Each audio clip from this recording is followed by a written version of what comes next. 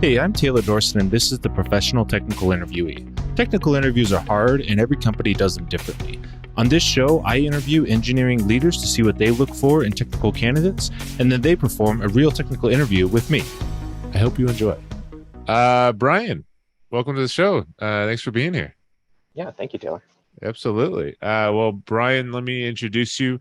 You're currently an engineering manager and senior software engineer at United Healthcare Technologies. You previously worked at Rally Health, which was acquired by United Healthcare, and you also run the Chicago CodePen Meetup, which you've kind of converted into this platform-agnostic creative meetup called computer.art. It's really cool.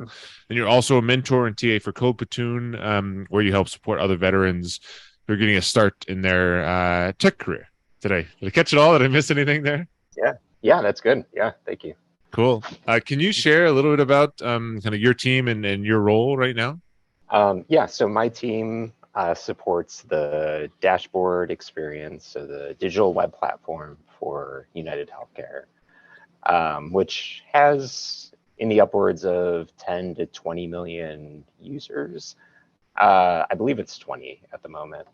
And the kind of feature and product objective of my team is the onboarding experience for users. So I guess the overall business goal of that is to automate the call center process. So previously we would have had to call in to change our info, like address, change of name.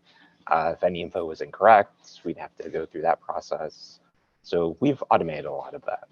Nice. That's really cool. And I know massive companies, so probably lots of different tech stacks, but what's your team specifically kind of working on a day-to-day basis? So we work in React.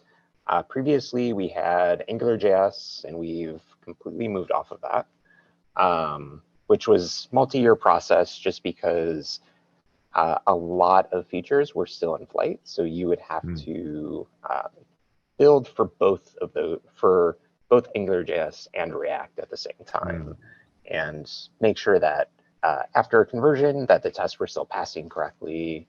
Difficult process. So now that we're completely off AngularJS, it's React. We also have end-to-end tests, possibly moving to Playwright for everything, which is a wonderful experience compared to utilizing Selenium, which just kind of is not preferred by us anymore. Just doesn't really meet our needs. Is Playwright a testing framework? I'm not familiar with that. Or an automation tool? Yeah, so Playwright is a end-to-end testing library. I believe Microsoft is the biggest player or probably the main player involved in it. So similar to what Selenium does, you just go through and set up kind of the critical paths that you're trying to verify. So validating that the API agreements between all the integrations that we have are coming through as expected. Cool. I'm behind on the testing world, so I'm always curious when people mention something I haven't heard of. That's cool. Great.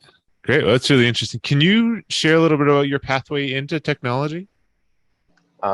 So I initially grew up around computers. My dad was a system admin and just general IT person. And he never really got much into programming. He scripted a little bit, but I kind of moved my way into that area in high school. And through that, I also got heavy into art and technology and kind of that intersection. Before finishing high school, I actually signed up for the Marines. And so all of that kind of future goals were set aside.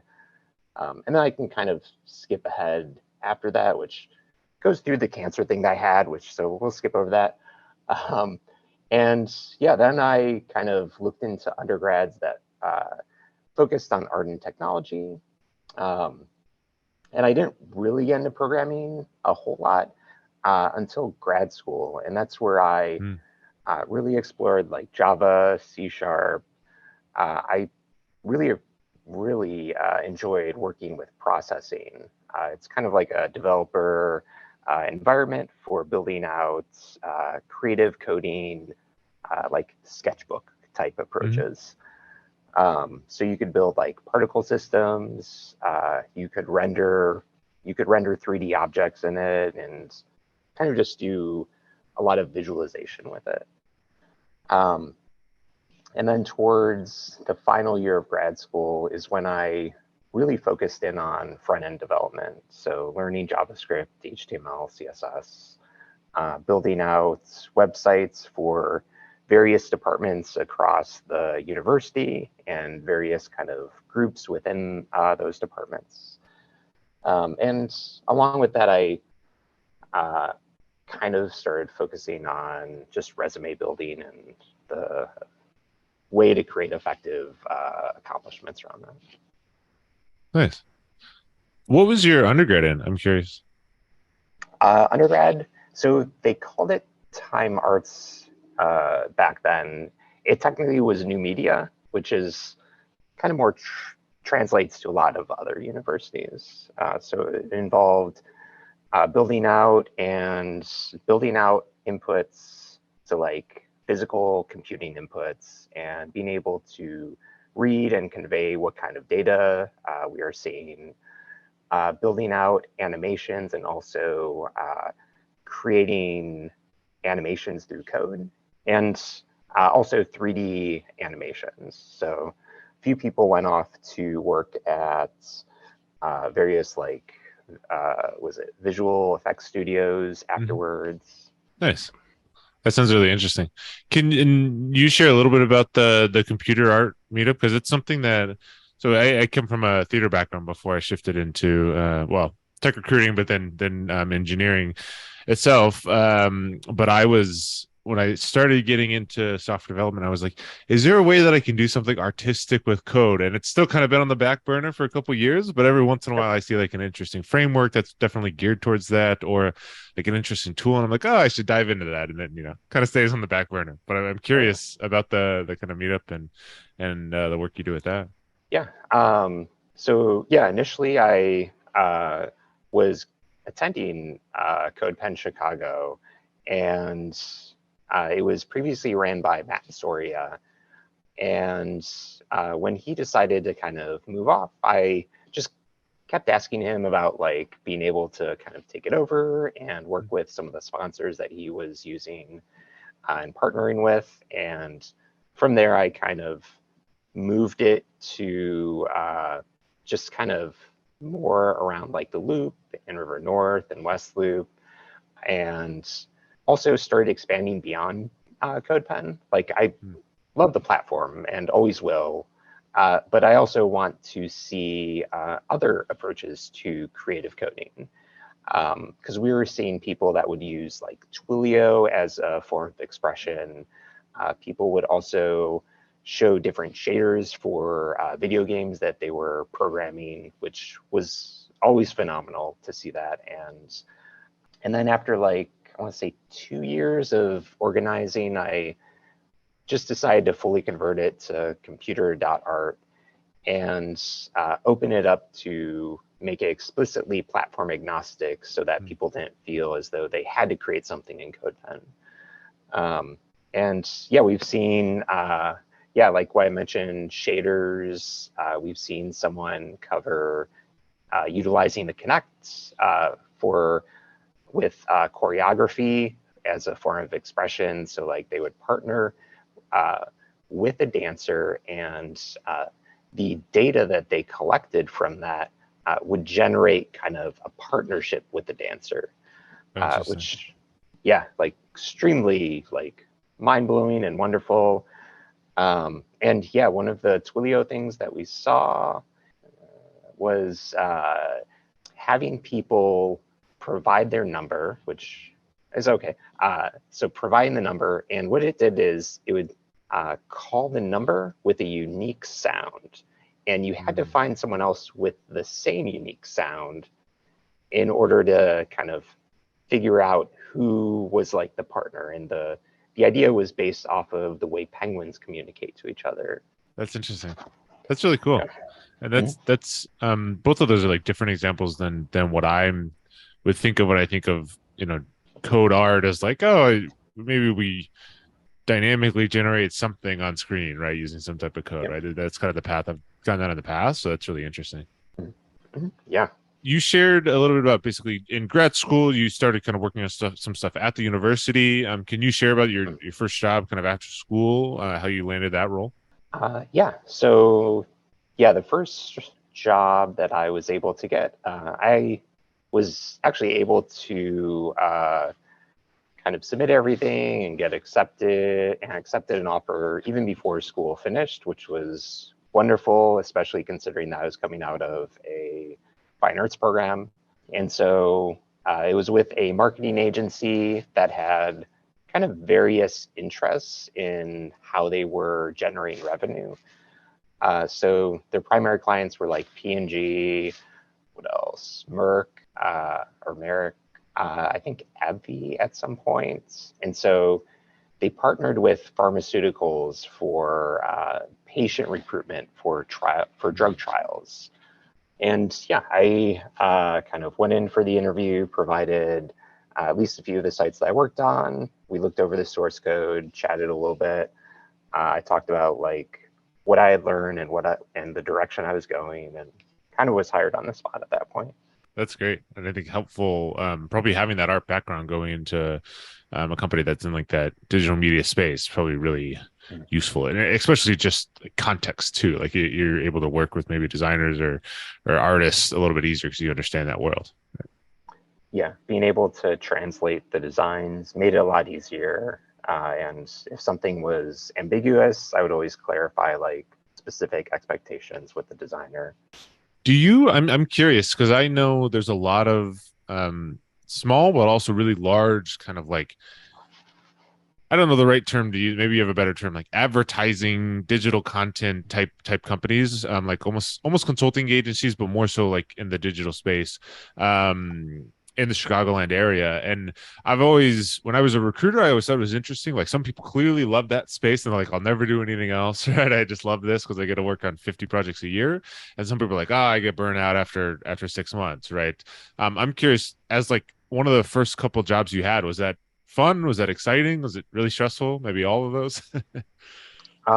Yeah, it was interesting to see the direction the tech was headed, like as I started, and then seeing the shift in direction for the technology after I was there for a while. So like the first job, they did not have Git at all. Just wild to me. And this was in 2013.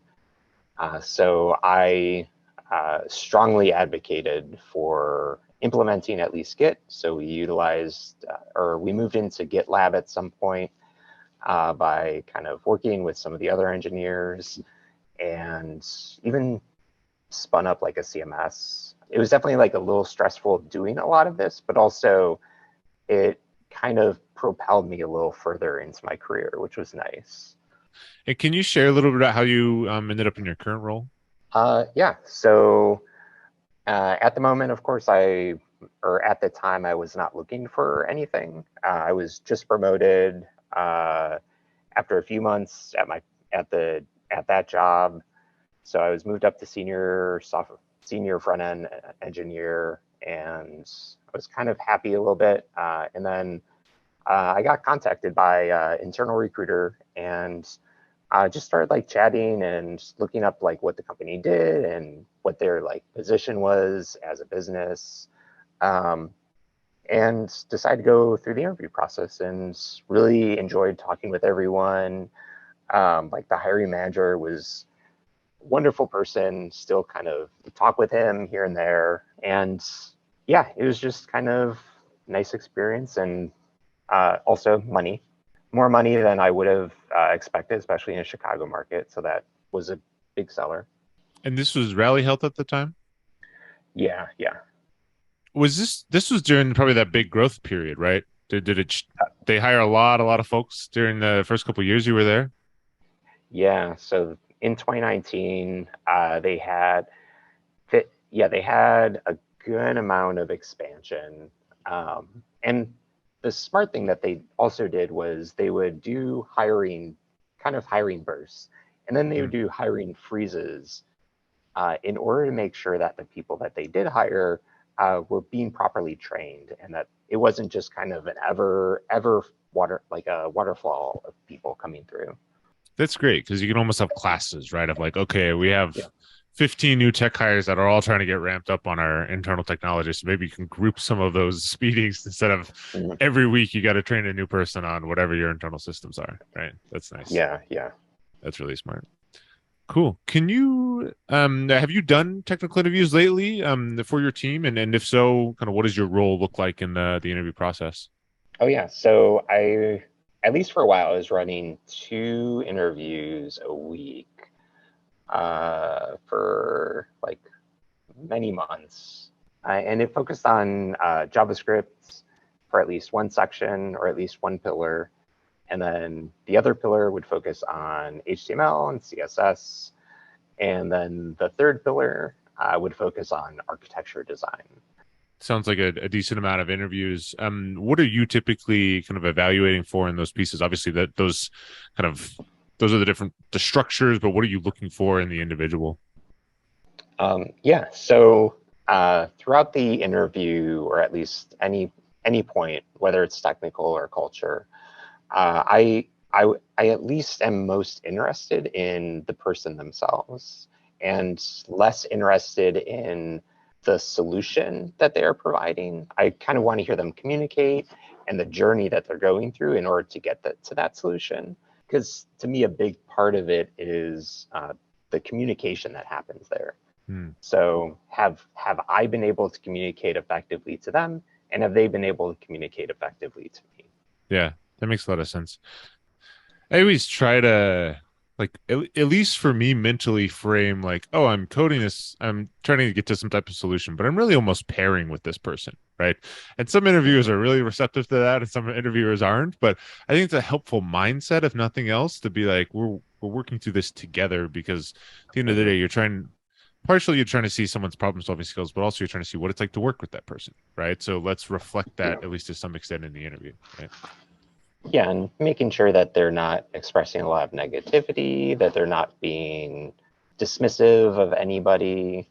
Do you have a standardized system that you use when you do those interviews? I think you touched on a little bit, like you have kind of three different pieces of it.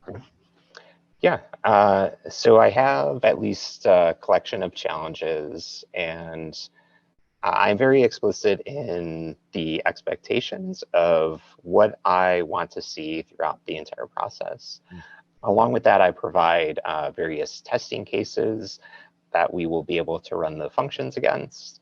And I also do not do any challenge that I personally have not gone through myself, or at least have tried or attempted, um, and at least got to a solution, so that I can understand what the interviewee is going through.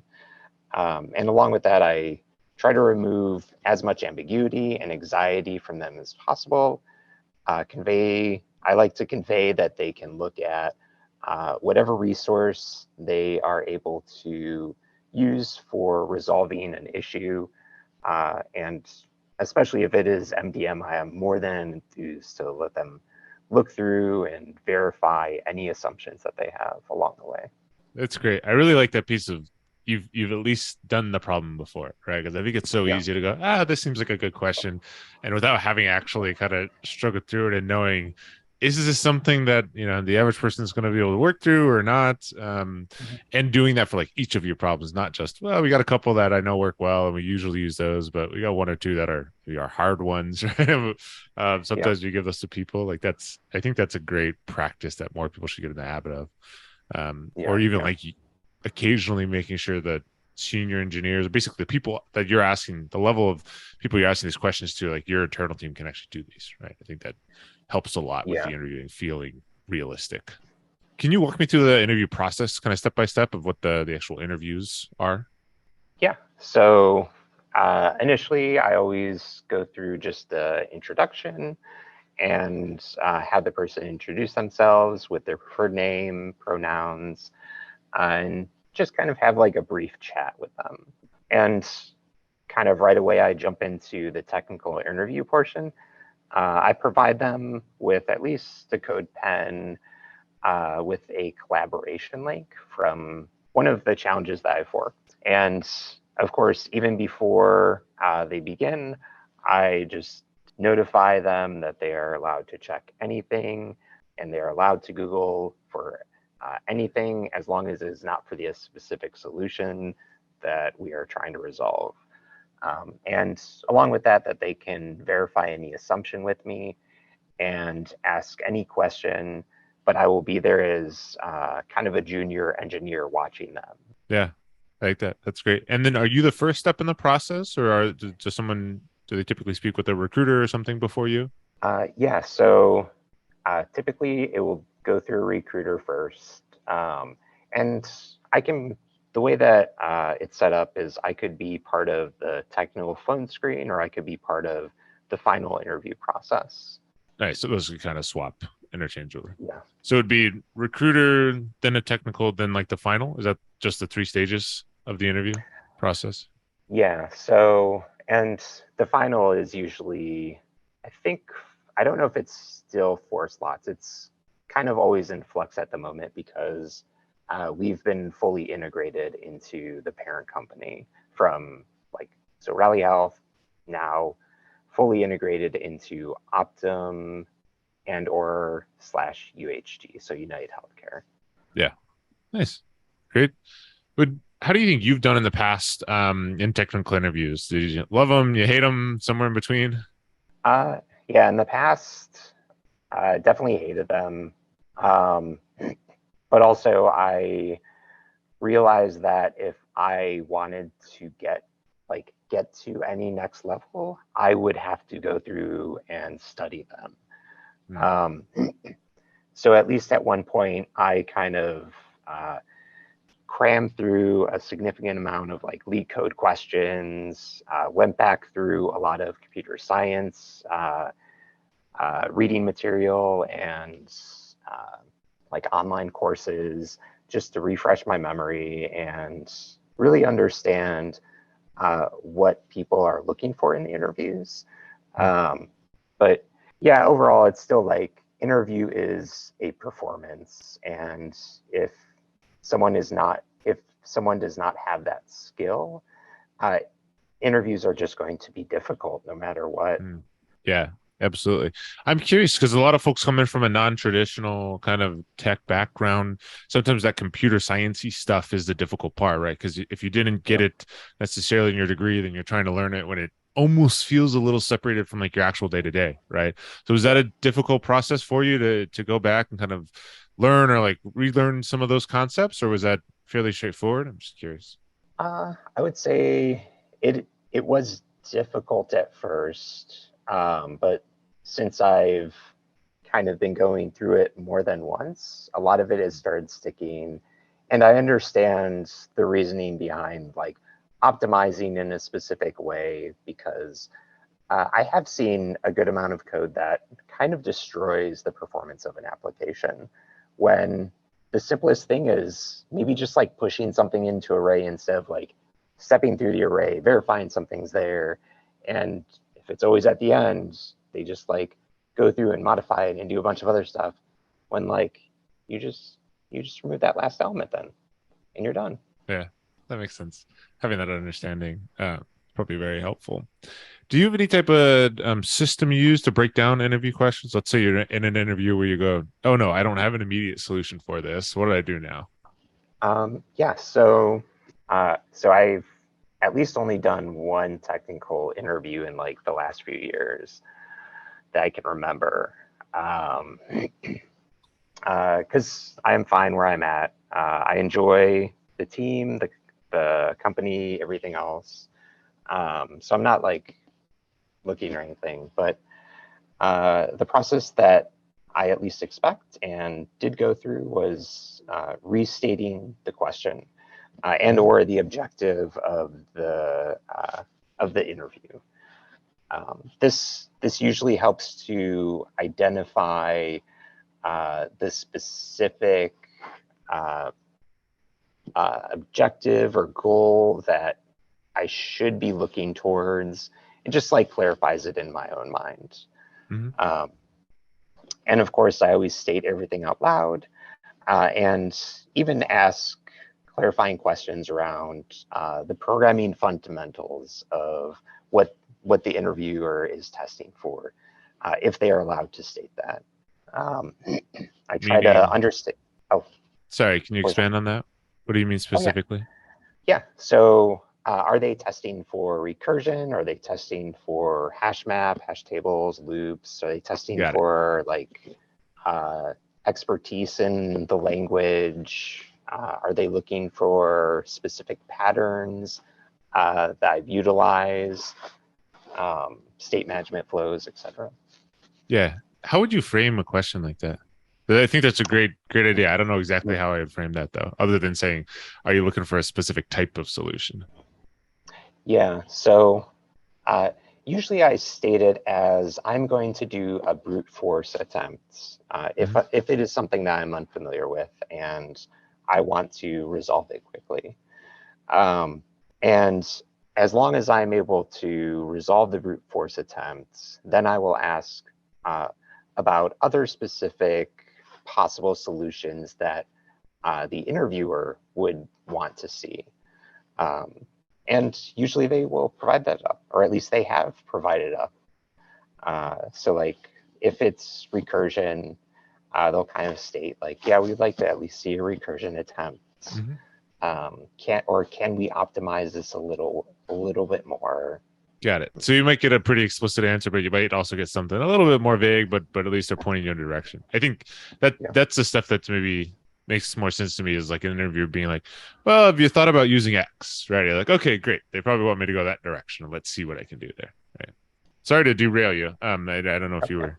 Oh yeah. So yeah, going back to like determining the programming foundations that they're expecting. So then I try to understand the question in its entirety. Mhm. Mostly verifying the assumptions even before writing pseudocode. And one thing I always kind of lay out is what are the expectations of the input and output that they Hmm. would like to see. And that will help identify possible edge cases when building out for any challenge. And then kind of breaking down the path towards those solutions. Like what I mentioned earlier with brute force solution, I always try to at least attempt that and then see if there's a way to optimize off that or Mm. if there's another type of approach that they would like to see in the solution. And so, yeah, providing alternative solutions if time permits, of course. And after that process is done, kind of asking from a prepared list of questions, usually around like the company's engineering goals, reviews, expectations, and the interviewer's own experience at the company, whether it's Mm. good or bad, or like what the best part and worst part about it is. Yeah, that's great. I think sometimes people feel worried or like they don't have questions to ask. And I say those are pretty straightforward one if you just ask someone, hey, how do you enjoy what do you enjoy working about what do you enjoy about working there? Or like what have you done that's been really exciting to you in the last year, right? Like people love to talk about themselves, especially if you can get them more involved and you've been, if you've been coding for a half hour, now it gives them a chance to actually talk. So I think those are Yeah, great questions. And usually I think you get pretty straightforward answers. I don't think people are typically hide into too much when you ask the right types of questions there. Any advice or tips for engineers who may be preparing for technical interviews?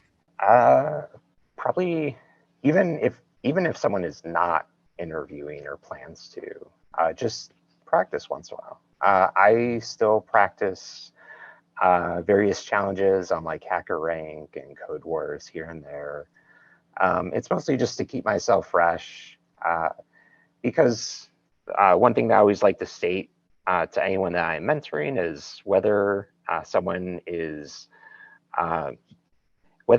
enjoys their job, whether someone does not like their job, whether someone is neutral about their job, and especially if someone enjoys their job a lot, always make sure that your resume is always updated and that you are always practicing for interviews.